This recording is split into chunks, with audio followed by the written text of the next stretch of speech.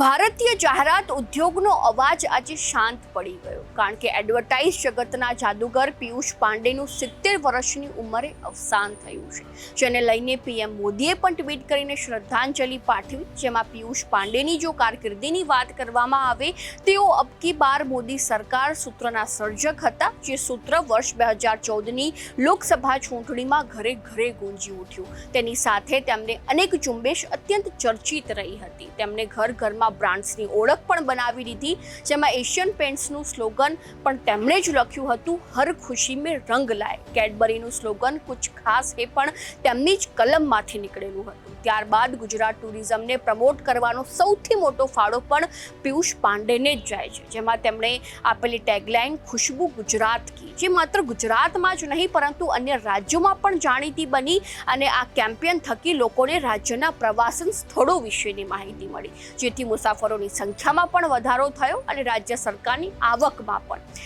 અને આવા જ અગણિત સફળ કેમ્પેનને કારણે પિયુષ પાંડેને એડ ગુરુ પણ કહેવામાં આવે છે। તો આવી જ નવી માહિતીને જાણવા માટે ન્યૂઝ કેપિટલને ફોલો કરવાનું ભૂલતા નહીં।